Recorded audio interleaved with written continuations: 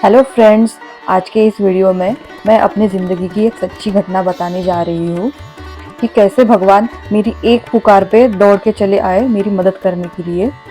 तो मेरे लिए ये वीडियो बहुत खास होने वाली है और मेरी ये वीडियो को सुन के मैं ये दावा करती हूँ कि आप सबका भगवान के ऊपर पे भरोसा जो है वो और ज़्यादा बढ़ जाएगा। तो ये वीडियो लास्ट तक ज़रूर देखना और मुझे कमेंट करना कि आपको ये कैसी लगी। तो पहले मैं बता दूं कि मैं किन के बारे में बात कर रही हूँ। तो ये हमारे श्री संत गजानन महाराज जी का अनुभव है जो मैं आप सबसे अभी शेयर करने वाली हूँ। इनका तीर्थ स्थल महाराष्ट्र के बुल्ढाना जिले में स्थित शेगांव में है, जो कि देश के सबसे स्वच्छ मंदिर में गिना जाता है। यहाँ पे लाखों भक्त आते हैं और इन्हीं भक्तों में से मैं एक हूँ, जो कि 2017 से मैं इनसे जुड़ी हुई हूँ। और ये 19वीं सदी के संत हैं जिन्होंने शेगांव में समाधि ली है और अभी भी अपने भक्तों के एक बुलावे पे दौड़े आते हैं, जैसे कि मेरे एक पुकार पे आ गए।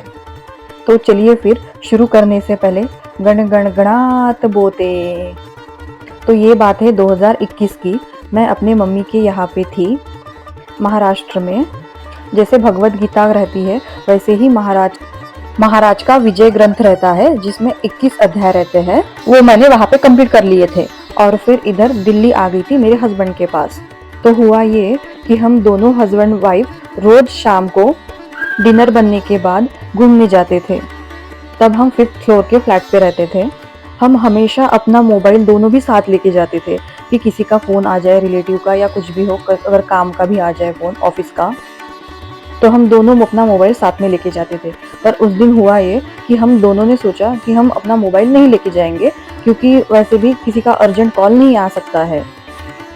तो हम दोनों ने भी मोबाइल घर पे ही रख दिए और लिफ्ट से नीचे जा रहे थे। हम लिफ्ट के अंदर एंटर हो गए और हम दोनों बातें ही कर रहे थे कि अचानक पता नहीं लिफ्ट बंद हो गई और अंदर पूरा अंधेरा छा गया। कुछ नहीं दिखाई दे रहा था, कुछ लाइट नहीं थी, कुछ भी नहीं। और मुझे बचपन से ही छोटे कमरों से बहुत डर लगता है, छोटे बंद कमरों से बहुत डर लगता है मुझे। मेरा दम घुटता है वहां पे और ऐसे हो जाती है, मेरी सांस बंद हो जाती है और ऐसे लगता है कि अभी मैं मर ही जाऊंगी। ऐसी वाली कंडीशन हो जाती है, इतनी एक्सट्रीम वाली मुझे, मतलब बंद कमरों से डर है मुझे। तो ये हुआ कि जैसे ही लिफ्ट बंद हो गई और अंधेरा छा गया, वैसे ही मेरे दिमाग से बस एक ही निकला, ना मम्मी ना पापा ना कुछ भी, मेरे दिमाग से बस एक ही निकला कि महाराज प्लीज आता मला वाचवा, म्हणजे तुम्ही इथून मला काढा, मतलब आप आइए, मेरी हेल्प कीजिए, बचाइए मुझे यहाँ से। और जो मेरी तेज हार्ट बीट बढ़ी, मेरे ब्रेन तक कुछ भी सिग्नल नहीं जा रहा था, पूरा दिमाग ऐसे गर्म हो गया था बहुत ज्यादा। इधर हस्बैंड मुझे समझा रहे थे कि अरे रुक जाओ, कोई ना कोई आ जाएगा और लिफ्ट, उनको पता चल जाएगा कि लिफ्ट बंद हो गई है, फिर वो कुछ ना कुछ कर लेंगे। पर मेरा दिमाग ये मानने के लिए तैयार ही नहीं। मेरे दिमाग में डर बैठ गया था कि अभी अगर लिफ्ट ओपन नहीं हुई तो मैं यहाँ पे कितनी देर तक रहूंगी, और मेरी अगर सांस बंद हो गई तो, अगर मैं मर गई तो, ये मतलब हो, जिनको क्लॉस्ट्रोफोबिया रहता है उनको ये होता ही है ऐसे। और मैं डर के मारे दरवाजे को बहुत जोर से ठकठका रही थी कि मतलब कोई है बाहर, कोई है बाहर। और ऊपर से तब गर्मियों के दिन चल रहे थे। तब मुझे पता था कि कोई भी नहीं बाहर निकलेगा ये टाइम पे। हम दोनों ही बस ज्यादातर बाहर निकलते थे शाम को। तब मैं अंदर से दरवाजा खटखटा रही थी, चिल्ला रही थी। ऐसे करते हमको 2 मिनट हो गए थे। तब बाहर से एक लेडी की आवाज आई कि हाँ, कौन है, क्या हुआ। तब मैंने कहा कि मतलब दीदी हम यहाँ पे लिफ्ट में फंसे हैं, क्या प्लीज आप हमारी हेल्प करेंगे, प्लीज सिक्योरिटी को बुला के लाएंगे और ये लिफ्ट ओपन करेंगे। और तब तक हमको पता भी नहीं था कि हम कौन से फ्लोर पे अटके हुए हैं हमारी लिफ्ट। तब मैंने पूछा कि दीदी ये कौन सा फ्लोर है। तो तब वो बोल रही है कि दीदी आप ना 2nd फ्लोर पे हो ना 3rd फ्लोर पे हो, आप दोनों फ्लोर के बीच में आपकी लिफ्ट फंसी हुई है। तो वो बेचारी भागते हुए गई, 2nd या 3rd फ्लोर से भागते हुए गई नीचे, सिक्योरिटी को बुला के लाई। तब तक यहाँ पे मेरी हालत बहुत ज्यादा मतलब डरावनी हो गई थी। वो और कुछ 4-5 मिनट बाद वो सिक्योरिटी को लेके आए। फिर वो मतलब बहुत मतलब ट्राई कर रहे थे लिफ्ट खोलने का, पर उनसे हो ही नहीं रहा था। और इधर अंदर मेरे दिमाग में यही चल रहा था, अगर ये खुली ही नहीं तो ये नहीं खोल पाए तो इनको आता है कि नहीं आता है, ये सिक्योरिटी को इलेक्ट्रिशियन भी है या नहीं है सिक्योरिटी में। ऐसे बहुत सारे सवाल मेरे दिमाग में आ रहे थे और मेरी डर की मतलब जो हालत थी वो मतलब बहुत एक्सट्रीम हो गई थी। मतलब अभी भी आप लोगों को मैं ये बता रही हूँ तो मैं अभी भी वो बात फ़ील कर सकती हूँ कि मतलब वो कितना डरावना था। फिर कुछ 7-8 मिनट बाद वो लिफ्ट खुली है और जैसे ही मैं लिफ्ट के बाहर आई, एक तो पहले गहरी साँस ली और मुझे इतना रोना निकला मेरा, इतना रो रही थी मैं बहुत ज़्यादा कि मतलब डर के वजह से मुझे बहुत ज़्यादा रोना आ रहा था। फिर वो दीदी ने पानी लाई, मुझे बिठाया घर के अंदर अपने। तो अब ये सोचने वाली बात है कि एक फ्लोर पे 4 फैमिलीज़ रहती है और इतना सब कुछ वहाँ पे हो रहा था, फिर भी कोई भी किसी ने भी अपना डोर ओपन नहीं किया, मतलब किसी को पता ही नहीं था वो बात। फिर जब मैं थोड़ी रिलैक्स हो गई, फिर दीदी ने जो बोला वो सुन के मैं तो सुन्न हो गई थी। उन्होंने बोला कि मैं कभी भी मेन डोर ये टाइम पे कभी भी आज तक रिकॉर्ड है मैं ओपन नहीं करती हूँ। ये टाइम पे घर से कोई बाहर भी नहीं जाता है। मुझे अगर खुली हवा चाहिए रहती है तो मैं बालकनी का डोर ओपन करती हूँ। पर पता नहीं आज मेरे दिमाग में ऐसे क्या आया, मैंने ऐसे ही सोच लिया कि मतलब चलो मैं ये दरवाज़ा ना खोलती हूँ आज। पता नहीं कुछ भी इसका रीज़न कुछ भी नहीं है, मैंने ऐसे ही वो दरवाज़ा ओपन कर दिया और तब मुझे आपकी आवाज़ सुनाई दी कि मतलब कोई है हेल्प के लिए। और ये सुन के मैं पूरा सुन्न पड़ गई कि मतलब महाराज आपने उनको भेजा मेरी हेल्प करने के लिए, है ना? आप लोग भी मतलब रिलेट कर पा रहे होंगे कि वो मतलब ऐसे ही नहीं आई, उनको भेजा गया था मेरे लिए। मुझे फिर तब थोड़ा-थोड़ा रियलाइज़ हो रहा था कि मैंने शुरुआत में जब मैं लिफ्ट के अंदर फँसी थी, तब मेरे शुरुआत में एक ही आया था कि महाराज प्लीज़ मुझे बचाइए। और वो जल्दी से जल्दी तुरंत वो सिग्नल भगवान के पास गया और उन्होंने हेल्प कुछ 4-5 मिनट में उन्होंने हेल्प भेजी मेरे लिए। और उनके पारायण वाले बुक में ये सेम अध्याय है।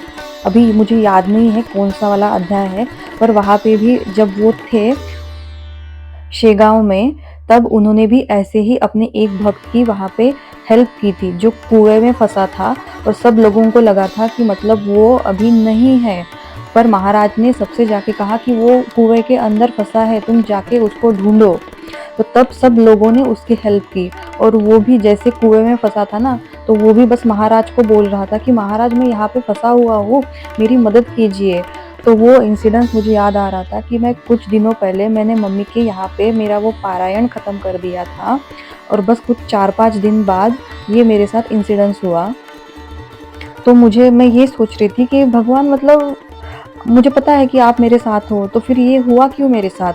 तो फिर मुझे रियलाइज़ हुआ कि अगर ये मेरे साथ होता नहीं, तो मुझे रियलाइज़ नहीं होता कि भगवान कभी भी मेरी हेल्प के लिए आते हैं और मेरे साथ वो खड़े हैं। और आज अभी मुझे रियलाइज़ हो रहा है कि ये बात मेरे साथ इसलिए हुई कि मैं ये बात आप सब लोगों तक पहुँचाऊँ कि हम जब दिल से भगवान को पुकारते हैं और उनके भक्त रहते हैं, तो वो एक पुकार पे दौड़े चले आते हैं, खुद आते हैं या किसी ना किसी को भेजते ही हैं। आप चाहे उनके पास रहो, उनसे कोसों दूर रहो, वो आते ही हैं। और ये एक इंसिडेंस तो है, पर ऐसे मेरे साथ बहुत सारे हुए हैं कि जो मैं बताना तो चाहती हूँ। जैसे कि और एक है, जब मैं प्रेग्नेंट थी, 5th मंथ की प्रेग्नेंट थी, वॉशरूम क्लीन कर रही थी मैं, तो मेरा पैर फिसल गया और मुझे हाथ पकड़ने के लिए कुछ नहीं था। पता नहीं मेरे हाथ अपने आप ऐसे पीछे चले गए और जल्दी से मैंने बेसिन पकड़ लिया और दिल से मतलब हँसने लगी कि मतलब महाराज को बोलने लगी कि महाराज अभी तो गिर जाती ना मैं, फिर कैसे होता? उसी रात मुझे सपने में पहली बार महाराज आए, इतने सुंदर दिख रहे थे वो। उन्होंने मुझे बोला की डरना नहीं, मैं तुम्हारे साथ हूँ, घाबरायचं नाही, मी नेहमी तुझ्या सोबत आहे। मतलब और श्री स्वामी समर्थ, गजानन महाराज, साईं बाबा, ये दोनों भी दत्तात्रेय के अवतार हैं, जो कि एक ही अंश है। जब मेरे भाई की तबीयत खराब थी, बहुत मतलब उसकी क्रिटिकल कंडीशन थी, मुझे श्री स्वामी समर्थ के सारामृत जो रहता है उसके बारे में कोई आइडिया नहीं थी। एक दिन सुबह मेरे सपने में ऐसे आया, श्री स्वामी समर्थ मुझे दिख रहे थे। उन्होंने मुझे बोला कि तू सारामृत वाच, तुम सारामृत पढ़ो। और मैं और मेरी मम्मा लिटरली वो सारामृत हम पढ़ते गए। जब मेरे भाई की तबीयत ठीक नहीं थी, अभी वो मतलब बहुत अच्छे कंडीशन में है वो अभी। आज वो हमारे साथ है, वो भगवान की कृपा से ही है। तो मेरा मतलब ये सब आपके साथ शेयर करने का एक ही मोटिव है कि आप अपना प्यार और भरोसा अपने एक भगवान पे रखिए। वो हमारा साथ कभी भी नहीं छोड़ते हैं। बस दिल से एक पुकार निकलनी चाहिए और हम बस अपने दिमाग में उनकी प्रार्थना करते रहे, उनको बस याद करते रहे, उनके लिए बस यही काफ़ी रहता है। तो मैं आशा करती हूँ कि ये वाली मेरी रियल स्टोरी सुन के आपका भगवान के ऊपर और ज़्यादा भरोसा बढ़ जाएगा। तो आपको ये वीडियो अच्छा लगा होगा तो प्लीज़ लाइक एंड कमेंट और मेरे इस न्यू चैनल को सब्सक्राइब कीजिएगा और अपने प्यारे दोस्तों के साथ भी शेयर करना। थैंक यू यहाँ तक वीडियो देखने के लिए। तब तक आप अपना ध्यान रखिए। जय गजानन, श्री गजानन। अनंत कोटि ब्रह्मांड नायक, महाराजाधिराज योगिराज, परब्रह्म सच्चिदानंद, भक्त प्रतिपालक, शेगाव निवासी, समर्थ सद्गुरु श्री गजानन महाराज की जय। तो चलिए व्लॉग को यही एंड करती हूँ। तब तक आप अपना ध्यान रखिए। मिलते हैं नेक्स्ट व्लॉग में। सब्सक्राइब कीजिए, लाइक कीजिए।